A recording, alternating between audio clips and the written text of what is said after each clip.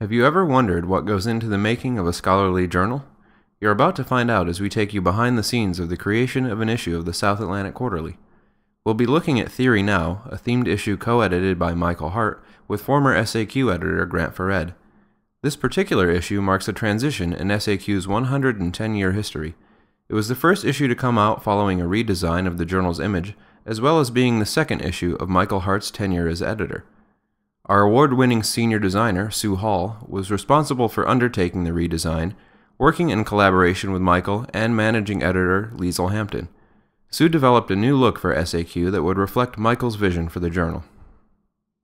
I wanted the new look, from the logo to the way the cover is coded to the way the title is used. I wanted it to look like an evolution of the existing design, so that it just felt like it was evolving a little higher and higher. It was different, not necessarily better, just more suited to the times perhaps.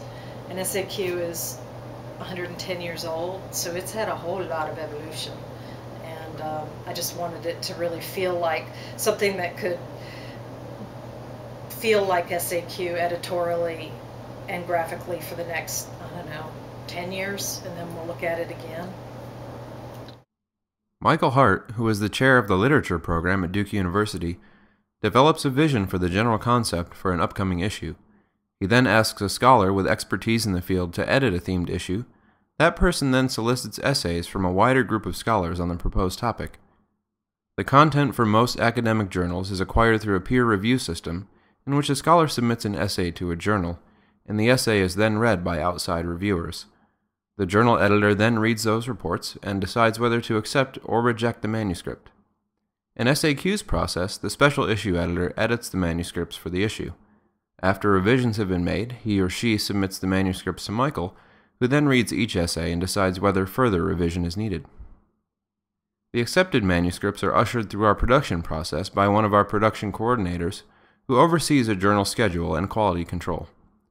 SAQ also has its own managing editor who corresponds with authors regarding copy editing and works closely with Michael and the journal's production coordinator throughout the process.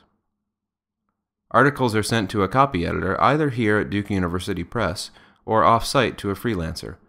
Copy editors edit manuscripts for grammar, consistency, and style, and they may also make suggestions regarding unclear and inconsistent text. Authors review the edited text, make changes or corrections as necessary, and then send those corrections back to the press for incorporation into the manuscript. For most Duke journals, the copy editing is overseen by our in-house journal's editorial department, who work closely with the production coordinators to make sure everything is as near perfect as it can be. The managing editor performs this function for SAQ, and is also responsible for copy editing the journal. She then works with the production coordinator to submit the issue to the typesetter, where the plain Word document is transferred into a pleasing professional text. The typeset pages are carefully checked both by our journal's editorial team and the production coordinator. Once everything is as it should be, the proofs go to the printer, and the printer returns an electronic version of what the final issue will look like, called a blue line, so named for a blue line running down the page to indicate that it isn't final. These are checked carefully by a production coordinator and then approved. Next, the printer sends an unbound printed version of the issue that we refer to as F&Gs, or folded and gathered. This is the last step that the production coordinator needs to approve, and it gives us a good idea of how the final version will look.